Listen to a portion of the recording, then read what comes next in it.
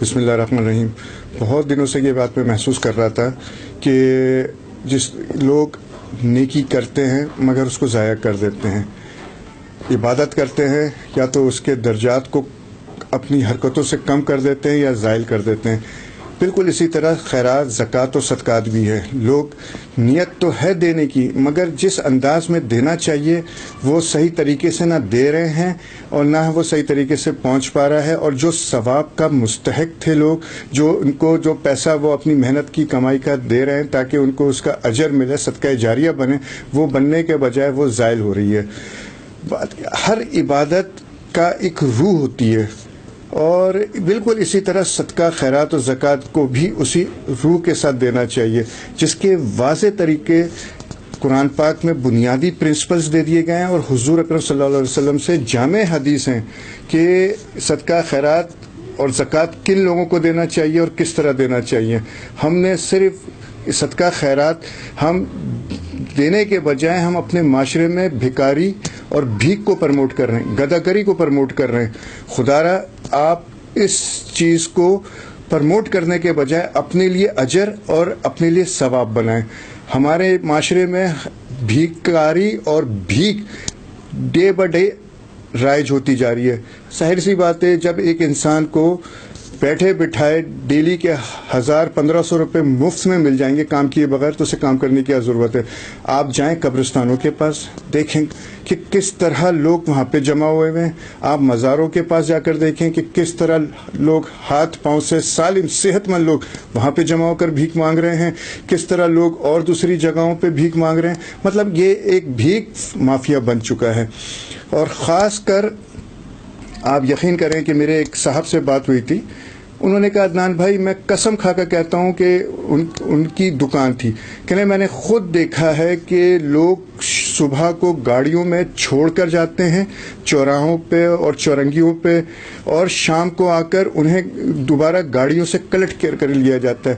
یہ بھیک اور بھکاری یہ مافیا ہے۔ ہم اس مافیا کو پال رہے ہیں، اپنی جو معیشت ہے اس کو برباد کر رہے ہیں، کیونکہ بھکاری کی محنت معیشت میں اور معاش میں کاؤنٹیبل نہیں ہوتی ہے۔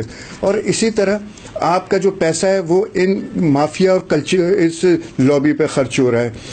میں جو میرا کہنے کا مقصد یہ ہے کہ میں چاہتا ہوں کہ آپ یہ سمجھ لیں کہ کن لوگوں کو پیسہ دینا چاہیے اور کن لوگوں کو پیسے سے آپ اپنے پیسے کو بچائیں۔ دیکھیں، بات یہ ہے کہ میں اب اپنی بات کو یہاں پہ نبی پاک صلی اللہ علیہ وآلہ وسلم کی حدیثوں سے کوٹ کرتا ہوں۔ ہم مسلمان ہیں، ہمارا ہر عمل اپنے اللہ اور اس کے رسول کے مطابق ہونا چاہتا ہے۔ بہت ساری چیزیں ہیں کہ قرآن میں جو لکھی ہم مانتے ہیں، نبی نے کہا ہم مانتے ہیں، ہم سنتیں پر عمل کرتے ہیں، نبی کے کہنے پہ ہم ہر ایک چیز کو ہم اپنے، اگر وہ چاہتے ہیں کہ ہمارے نبی نے کہا ہم اس پر عمل کریں، ہم اس کا اجر ملے۔ اور بے شک اس میں کوئی شک نہیں ہے کہ جو نبی نے کہا ہے اس کے اوپر عمل کرنے سے اجر ملتا ہے، بلکہ ہو بہو کرنے سے اس کا اجر دگنا ہو جاتا ہے۔ آج میں یہی چاہ رہا تھا، بہت دنوں سے میں یہ دیکھ رہا تھا کہ کس طرح لوگ ہٹے کٹے ہاتھ پاؤں سے سلامتی کے ساتھ ہوتے ہوئے لوگوں کو بھیک دے کر یہ سمجھتے ہیں کہ انہوں نے زکوٰۃ نکال دی، خیرات نکال دی، یا سائل کو انہوں نے یہ 5 روپے 10 روپے دے کر بہت بڑا حق ادا کر دیا۔ ایسا نہیں ہے۔ اب میں یہاں پہ جب میں پڑھ رہا تھا تو میں نے اس مطالعے میں اپنے اس بات کو واضح طور پہ دیکھا کہ کس طرح نبی نے بھکاری کو اور گداگری کو اور بھیک دینے کی جو ہے وہ ممانعت فرمائی ہے، کما قلع کرا ہے اس کا۔ حضرت عبداللہ بن عمر سے مروی ہے کہ آپ رسول اللہ صلی اللہ علیہ وسلم نے فرمایا ہے کہ جو شخص اپنی صحت میں ہوتے ہوئے گداگری کو اور بھیک کو اپنا پیشہ اختیار کرتا ہے اور اسی حالت میں مرتا ہے، قیامت والے دن اس کے چہرے پہ گوشت نہیں ہوگا۔ اب آپ دیکھیں کہ وہ کس طرح نبی پاک صلی اللہ علیہ وسلم کے اس قبیح فعل کی قطع کا وہ کر رہے ہیں، باکنی کر رہے ہیں۔ اسی طرح آپ دیکھیں کہ اگر ہم نبی پاک صلی اللہ علیہ وسلم کی زندگی میں جھانک کر دیکھیں تو آپ نے ہر ساحل کو نہیں دیا، آپ نے صدقہ خیرات بھی سوچ سمجھ کر ان لوگوں کو دیا ہے جو مستحق تھے۔ ایک اور حدیث ہے صحیح نسائی کی، اور وہ ہے حضرت عبید اللہ بن عدی سے کہ آپ نبی پاک صلی اللہ علیہ وسلم نے حجۃ الوداع کے موقع پر کچھ صدقات اور خیرات بانٹنا شروع کرا. آپ یقین کریں کہ اس صدقات اور خیرات میں آپ نے دیکھا کہ 2 لوگ جو صحت مند اور قوی ہیں آئے اور انہوں نے بھی سوال کر دیا کہ آپ نبی پاک صلی اللہ علیہ وآلہ وسلم نے ان کو صدقہ دینے سے منع فرمایا اور کہا کہ غنی اور صحت مند کو صدقہ نہیں دیا جا سکتا. اب آپ دیکھیں کہ ہر آدمی کو صدقہ نہیں دیا جا سکتا کہ آپ نے جب ان 2 صحت مند لوگوں کو منع کرا کہ غنی کو اور صحت مند کو نہیں دیا جا سکتا ہے. صحت مند وہ جس کے دونوں ہاتھ دونوں پاؤں سلامت ہو، وہ کام کر سکتا ہو، اس پہ صدقہ واجب نہیں ہے، اس کو صدقہ نہیں دیا جاتا. اور غنی کا جو تشریح حضرت علی کرم اللہ وجہہ نے فرمائی ہے، آپ نے فرمایا کہ وہ شخص غنی ہے جس کے گھر میں رات کا کھانا موجود ہو، وہ غنی کہلاتا ہے. تو ایسے لوگوں کو بھی منع فرمایا گیا ہے.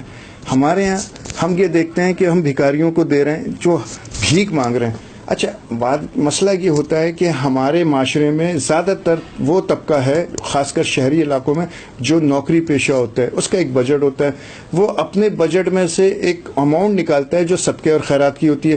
اگر وہی صدقہ اور خیرات کوئی جو ایک ایسا انسان جو مستحق نہ ہو، ہاتھ پاؤں سے سلامت ہو اور کما سکتا ہے، اس کو دے دیں گے تو جو حقدار ہوگا اس کا حق مارا جائے گا. کہنے کا مقصد ہے اگر واقعی آپ دینا چاہتے ہیں تو ان لوگوں کو دیں جو بیچارے جو مانگتے نہیں ہوں. آپ یقین کریں قرآن پاک کے اندر غرباؤں کو دینے کا حکم ہے، فقیروں کو دینے کا حکم قطعاً نہیں ہے. ہم فقیروں کو دے رہے ہیں تو غریب کہاں جائے گا؟ غریب بیچارہ وہ سفید پوش آدمی ہوتا ہے کہ جو بیچارہ مانگ نہیں سکتا، چھوٹی چھوٹی نوکریاں کر رہے ہوتے ہیں. آپ دیکھیں آپ کے ارد گرد وہ لوگ جو پیٹرول پمپ پہ کھڑے پیٹرول ڈال رہے ہیں، زیادہ ان کی تنخواہیں نہیں ہوتی، چھوٹی تنخواہوں پہ پورے گھر کی کفالت کرتے ہیں. وہ بہرے، وہ ویٹر جو ہوٹلوں پہ ہوتے ہیں، وہ ان کی تنخواہیں اتنی نہیں ہوتی ہیں کہ وہ اپنے گھر کا گزار بسر صحیح انداز میں کرتے. وہ آپ کے پیسے کا، وہ گھر کے ملازم، ماسیاں، چوکیدار جن کی نہایت چھوٹی تنخواہیں مقرر ہوتی ہیں اور وہ گھر کو چلا رہے ہوتے ہیں، وہ آپ سے مانگتے نہیں ہیں، وہ محنت کر رہے ہیں اور ان کا حق بنتا ہے کہ آپ ان کو دیں، نہ کہ ان کو دے دیں جو کہ چورنگی پہ، چوراہوں پہ مافیا کے انڈر میں کام کر رہے ہوتے ہیں. اس طرح آپ غریب کو دے کر اس کی مدد کر سکتے ہیں، نہ کہ آپ ایسے مستحقین کا حق اچھاروں کا مارا جائے. تمام چیزیں میں جو بیان کر رہا ہوں ان کو میں جو کہنا یہ چاہ رہا ہوں کہ آپ کو جو بیان کرنے کا مقصد ہے وہ صرف یہ ہے کہ آپ اپنے پیسے کو ضائع نہ کریں. آپ ڈھونڈیں ایسے لوگوں کو جو کہ مستحق ہیں. اور سب سے زیادہ میں آپ کو جس طرح میں نے خیرات کے بارے میں بتایا، صدقے کے بارے میں بتایا، زکوٰۃ کے بارے میں بھی سن لیں. دیکھیں زکوٰۃ آپ دینے کا جو حکم ہے وہ یہ ہے کہ آپ اپنے ارد گرد دیکھیں. آپ ماں باپ پہ زکوٰۃ نہیں ہو سکتی، ہاں مگر آپ دیکھیں اپنے ارد گرد اگر آپ کے بہن بھائی مستحق ہیں، کمزور ہیں، تھوڑی ان کی فائنینشیل پوزیشن اتنی اسٹرانگ نہیں ہے، تو آپ ان کو زکوٰۃ نکالیں. اپنے خاندان میں دیکھیں، ان کو زکوٰۃ دیں. زکوٰۃ کو بتا کر نہ دیں، تحفے کی صورت میں دے دیں، ہیلپ کرنے کی صورت میں دیکھیں تاکہ ان کا عزت نفس بھی مجروح نہ ہو، آپ کا ایک مدد بھی ہو جائے اپنے بھائی کے لیے، اپنے بہن کے لیے، اپنے چچا کے لیے، اپنے ماموں کے لیے، جس کو آپ سمجھتے ہیں اور اللہ نے آپ کو دیا ہے تو پہلے آپ ان کو دیکھیں. اسی طرح خیرات کا حکم ہے کہ نبی پاک صلی اللہ علیہ وآلہ وسلم نے خیرات کے لیے منع فرمایا ہے. اور ہم جو کہ سمجھتے ہیں یار اس کو خیرات دے دو، اس کو خیرات دے دو کہ وہ بیچارہ غریب ہے، وہ مانگ رہا ہے. میں آپ کو خیرات کے حوالے سے نبی پاک صلی اللہ علیہ وسلم کی ایک حدیث بتا دیتا ہوں کہ ایک مرتبہ حضور اکرم صلی اللہ علیہ وآلہ وسلم کے پاس ایک صحابی آئے اور آپ سے سوال کیا اور فرمایا کہ میں کچھ عرصے سے معاشی طور پہ بڑا تنگ اور مجبور ہوں، تو لہٰذا میری مدد کی جائے. تو آپ صلی اللہ علیہ وآلہ وسلم نے فرمایا یہ بتاؤ کہ تمہارے گھر میں اس وقت کوئی اشیاء ہے؟ آپ نے کہا جی میرے گھر میں ایک پیالہ اور ایک چٹائی ہے. آپ نے کہا لے کر آ جاؤ. پھر وہ صاحب یا وہ صحابی اپنے گھر گئے اور وہ پیالہ اور چٹائی لے کر آئے. تو کچھ صحابی حضور صلی اللہ علیہ وسلم کی خدمت میں حاضر ہوئے تھے. آپ نبی پاک صلی اللہ علیہ وسلم نے ان صحاباؤں کو مخاطب کرتے ہوئے اس پیالے اور چٹائی کو آکشن کر دیا, یعنی کہ اس کو بکوانے کے لیے صحاباؤں سے کہا کہ کوئی اگر ان دو چیزوں کو خریدنا چاہے تو آپ نے قیمت لگائی, اور وہ قیمت 1 درہم میں پیالہ اور 1 درہم کے اندر چٹائی وہ بک گئی. تو وہ جو پیسے حاصل ہوئے 2 درہم, تو آپ نے ان صحابہ کو جو سوال کرنے آئے تھے وہ 2 درہم دیے اور فرمایا کہ یہ 2 درہم لو اور اس میں سے 1 درہم تم اپنے گھر والوں, بچوں اور بیوی کے لیے لے کر جاؤ اور اس کا سامان خریدو, اور دوسرے درہم سے جو تمہیں ملا ہے اس سے کلاڑی کا پھل خرید کر لے کر آؤ.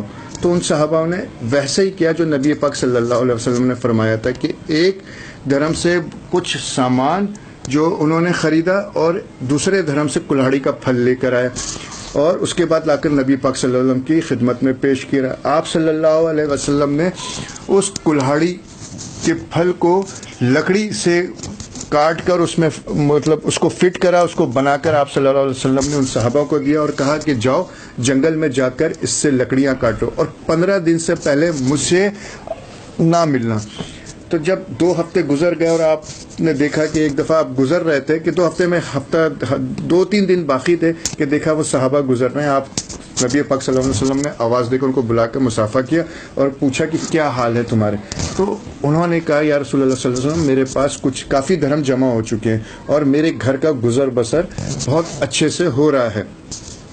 تو نبی پاک صلی اللہ علیہ وسلم نے کہا کہ محنت کرنا افضل ہے اگر تم محنت کر سکتے ہو, خواہ خواہی کی سوال کرنا یہ مناسب نہیں ہے, اور تم جب سوال کرتے ہو ہاتھ پاؤں کے ہوتے ہوئے تو تم دراصل پیسے یا مدد نہیں مانگتے, تم دوزخ کی آگ مانگتے ہو. تو ایک حدیث تو یہ واضح طور پر آ رہی ہے کہ کس طرح آپ نے اس چیز کو ممنوع فرمایا کہ سوال کرنا کتنا بڑا. جس حدیث کا میں تذکرہ کر رہا ہوں وہ حضرت معاذ بن جبل رضی اللہ تعالیٰ عنہ سے ہے. حضرت معاذ بن جبل رضی اللہ تعالیٰ عنہ فرماتے ہیں کہ ایک دفعہ میں ایک راستے سے گزر رہا تھا کہ حضور اکرم صلی اللہ علیہ وسلم سے اچانک ملاقات ہوئی. تو نبی پاک صلی اللہ علیہ وسلم میرے پاس آئے اور مجھے گلے لگا کر مجھ سے ہاتھ ملایا. جب مجھ سے ہاتھ ملایا تو انہیں میرے ہاتھ میں کھردرا پن محسوس ہوا. تو نبی پاک صلی اللہ علیہ وسلم نے حضرت معاذ کو مخاطب کرتے ہوئے فرمایا کہ اے معاذ تمہارے ہاتھ میں چھالے کس قسم کے ہیں, کس طرح چھالے ہوئے ہیں؟ تو حضرت معاذ نے فرمایا یا رسول اللہ یہ جنگل سے لکڑیاں کاٹ کر لانے اور لے جانے میں جو مجھے مشقت اٹھانا پڑتی ہے یہ چھالے اس وجہ سے میرے ہاتھ پہ ہوئے ہیں. تو نبی پاک صلی اللہ علیہ وسلم نے اپنے دونوں ہاتھوں سے حضرت معاذ بن جبل کے ہاتھوں کو مضبوطی کے ساتھ پکڑا اور ان دونوں ہاتھوں کو قریب لا کر مطلب اوپر کر کے اس طرح بوسہ دیا اور کہا کہ معاذ یہ ہاتھ مزدور کے ہیں اور مزدور کے ہاتھ کو کبھی جہنم کی آگ نہیں جلا سکتی. آپ نے یہ نہیں کہا کہ معاذ یہ ہاتھ صحابی کے ہیں, مزدور کے ہاتھ کہا تھا, کیونکہ بات یہ کہ اس وقت سے لے کر قیامت تک کے جتنے بھی محنت اور مزدوری کرنے والے لوگ ہیں یہ ان کے لیے کہا گیا تھا. آپ دیکھیں محنت اور مزدوری کا کتنا بڑا مقام ہے کہ آپ 2 ہی لوگ ایسے ہیں کہ جن کو اللہ پاک نے شہادت کا رتبہ دیا ہے. یعنی کہ ایک وہ شہادت کی کئی قسمیں ہیں, شہادت کی 10 قسمیں ہیں, اس میں سے وہ لوگ مزدور بھی شہادت کے رتبے میں آتا ہے. سب سے افضل رتبہ جو ہے جہاد بالسیف کا ہے, یعنی کہ تلوار سے جہاد کرتے ہوئے جو لوگ مارے جاتے ہیں وہ شہید کہلاتے ہیں, افضل ترین جہاد ہے. دوسرا جہاد بن قلم ہے, یعنی کہ وہ قلم سے مراد وہ طالب علم جو کہ پڑھتے ہوئے اگر شہید ہو جائے, اور وہ طالب علم خالی دین کا نہ ہو, دنیاوی علوم بھی اس میں شامل ہے جو انسانیت کی فلاح اور بہبود کے لیے کام آ رہا ہے. یعنی کہ جو اگر وہ انجینئرنگ پڑھ رہا ہے, ڈاکٹری پڑھ رہا ہے, آرکیٹیکچر کا پڑھ رہا ہے, کسی بھی چیز کے اندر اگر وہ تعلیم حاصل کر رہا ہے اور وہ اس تعلیم کو حاصل کرتے ہوئے اس کا انتقال ہوتا ہے تو وہ طالب علم بھی شہادت کے رتبے میں آتا ہے. اسی طرح عمل بالشاق کا جہاد عمل بالشاق ہے, یعنی کہ جو محنت کرتے ہوئے مزدوری کرتے ہوئے مزدور مارا جائے وہ بھی شہادت کے رتبے میں, یہ محنت کا حصہ ہے. اور یہ تو کتنا آپ کا درجہ ہے. آپ نبی پاک صلی اللہ علیہ وسلم سے ایک اور میں حدیث بیان کروں گا کہ آپ فرماتے ہیں, حضرت عوف بن مالک استئی رحمۃ اللہ علیہ سے روایت ہے کہ آپ نے فرمایا ہے کہ نبی پاک صلی اللہ علیہ وسلم نے اپنے صحابہ اکرام سے کہا کہ کون ہے جو مجھے میرے ہاتھ پہ بیعت کرتا ہے. تو صحابہ اکرام ایک دوسرے کی شکل دیکھنے لگے کہ ابھی کچھ عرصے پہلے تو دین پر کے نام پہ ہم نے بیعت کری تھی, اب آپ کسی نے جواب نہیں دیا, خاموش رہے. پھر نبی نے کہا کہ کون ہے جو میرے ہاتھ پہ بیعت کرتا ہے. تو اس پر ایک صحابہ نے پوچھا یا رسول اللہ کہ بیعت تو ہم کر چکے ہیں. آپ نے کہا کہ دوبارہ ایک اور بیعت کرنی ہے. بالکل. تو انہوں نے کہا ہم تیار ہیں آپ کا بیعت کریں. تو پھر اس پر نبی پاک صلی اللہ علیہ وسلم نے کہا کہ اللہ پر ایمان لاؤ, اللہ پر ایمان رکھو, کسی کو شرک نہ کرو, میری اطاعت کرو اور کبھی کسی سے سوال نہ کرنا. سوال کرنے سے مطلب کہ کبھی بھیک نہ مانگنا. تو نبی پاک صلی اللہ علیہ وسلم نے بھیک مانگنے کے لیے بھی کتنی سخت وعید دی ہے کہ آپ نے بیعت کروا لی تھی. بالکل اسی طرح اور بھی کئی حدیثیں ہیں. نہ صرف اس طرح کہ آپ نے محنت کی ترغیب کو کہا ہے, آپ نے بھیک مانگنے کو برا سمجھا ہے, آپ نے بھیک مانگنے کو منع فرمایا ہے. آپ قرآن پاک کے اندر ہے کہ اللہ پاک فرماتے ہیں اپنے مومن سے فرماتے ہیں کہ اے اللہ کے بندو, اللہ کی راہ میں صدقہ و خیرات دو ان لوگوں کو جو اللہ کے دین میں محصور ہوں, یعنی کہ ان لوگوں کے لیے حکم دیا گیا ہے, اللہ کے دین کے لیے محصور ہوں, ان کو دینے کا حکم ہے. پورے قرآن میں کہیں فقیر کو دینے کو, گداگر کو دینے کا حکم نہیں ہے. خدا را اپنی نیکیوں کو ضائع نہ کریں, آپ دیں ان لوگوں کو جو کہ آپ سمجھتے ہیں مستحق ہیں. آج کل یہ چھوٹی چھوٹی نوکریاں کرنے والے ان فقیروں سے زیادہ مستحق ہیں. وہ بیچارے کما رہے, منہ سے مانگ نہیں رہے. آپ بتائیں گے فقیر دن میں نکلتے ہیں 1000 لوگوں سے مانگتے ہیں, 100-150 لوگ دے دیتے ہیں, وہی تقریباً 1000-1500 روپے مزے سے پیٹ کر جا رہے ہیں. تو اسی طرح وہ غریب بیچارہ جو کہ دن میں 250-300 روپے کما کے گھر لے کر جا رہا ہے, اس کا 15-50 روپے تو اس کے صرف آنے جانے میں خرچ ہو گئے. پھر ایک وقت کے صرف ناشتہ ہی صرف ایک آدمی کا 50 روپے میں, تو وہ کیا کمائے گا, کیا کھائے گا, کیا پڑھائے گا, کیا بیوی بچوں کو پہنائے گا. تو ہمیں ایسے غریبوں کو اپنی خیرات اور زکوٰۃ میں, اپنی مدد میں شامل حال رکھنا چاہیے. آپ اس طرح نہ صرف آپ کی خیرات اور زکوٰۃ صحیح جگہ جاری ہوگی, بلکہ آپ کی معاملات میں اور آپ کے درجات میں, اس خیرات کے درجات میں آپ کو ایک صحیح جو سمت ہے وہ حاصل ہو جائے گی. آپ کی خیرات کو اولین درجے پہ قبولیت ملے گی. میرا صرف کہنے کا مقصد یہ ہے کہ اور بھی اس طرح جامع اور کئی حدیثیں موجود ہیں. میں بیان کر سکتا ہوں, مگر ٹائم کی شارٹیج ہونے کی وجہ سے میں زیادہ اس کو نہیں کہوں گا. مگر کہنے کا مقصد یہ ہے کہ آپ ان لوگوں کو اپنی خیراتوں میں اور زکوٰۃوں میں لیں.